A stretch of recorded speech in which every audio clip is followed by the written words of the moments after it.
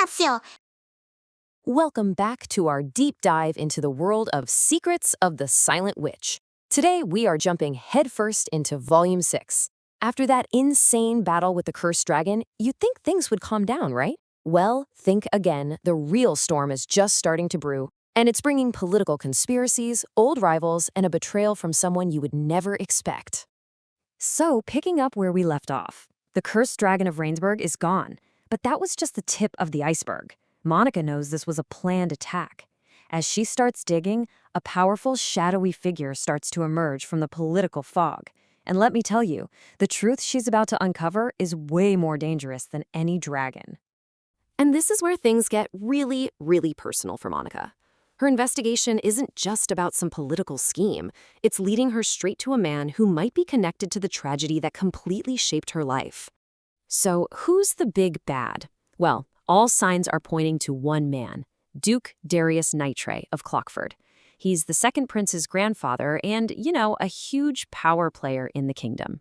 The evidence suggests he didn't just set up the cursed dragon attack, but he might also be the one responsible for the death of Monica's own father.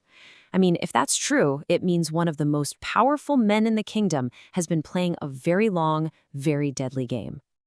Okay. And then, in a move of just pure audacity, Duke Clockford summons the Silent Witch to make a play. He offers her the exact same job she's already doing in secret, protecting Prince Felix. He has no idea he's talking to Monica Norton. The dramatic irony here is just delicious.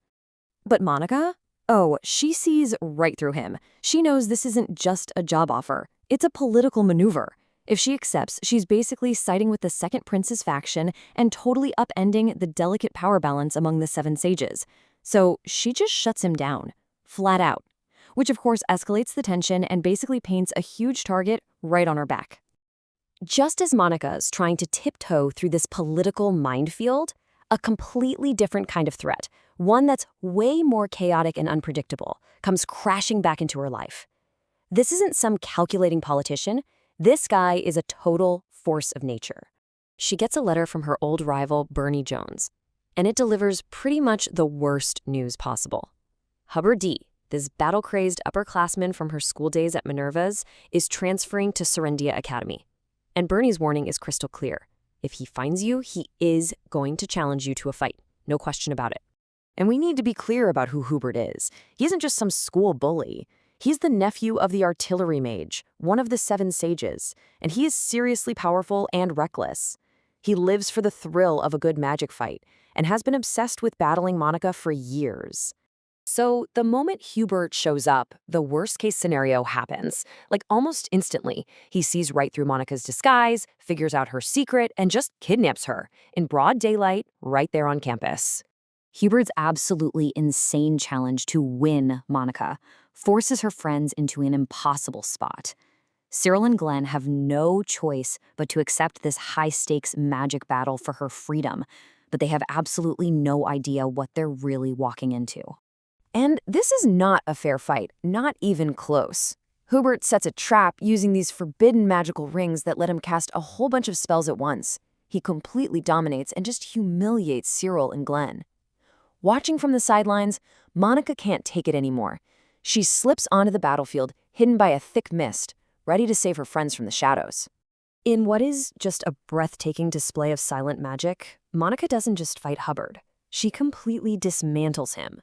She analyzes the crazy complex formulas of his magic rings in real time, hijacks them, and turns his own power against him.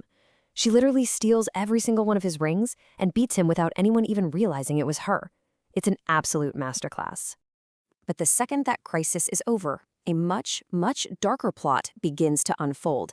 And this one wasn't cooked up by some old rival. Nope, this was orchestrated by one of their own, a fellow sage. Just as the duel ends, wild spirits descend out of nowhere and snatch up the unconscious Glenn and Cyril. Monica is horrified, but then her fellow sage, Louis Miller, shows up with the awful truth. The mastermind behind this kidnapping is another one of the seven sages, the Gem Mage. It turns out the Gem Mage has gotten his hands on a legendary and super forbidden ancient artifact, Galanis, the Flute of the False King. This thing, which everyone thought was lost to history, gives its user total control over spirits. You can literally build a powerful, untraceable army with it. And suddenly, all the pieces start to click into place. The Gem Mage is a known supporter of Duke Clockford. He's using Galenus to enslave all the spirits in the nearby Kellyandan forest. And he's captured not just Cyril and Glenn, but also Louise's own contracted high spirit, Rin. This is bad. They can't let this get out to the public.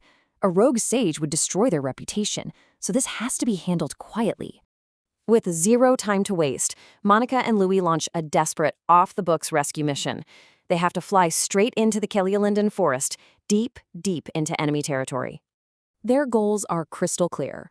1. Get the students out of there and to safety. 2. Find and destroy that flute before the Gem Mage can do any more damage with its terrifying power. Monica's job is to be the diversion, to draw the attention of the Gem Mage's defenses, and what she finds is a total nightmare. The forest is littered with traps and patrolled by controlled spirits. But the most horrifying things are these armored soldiers. They're magical constructs animated by the life force of trapped spirits, who are literally being burned up as fuel. It's just awful.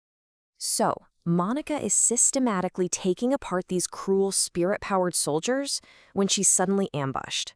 But it's not another suit of armor or some controlled beast. It's a face she knows.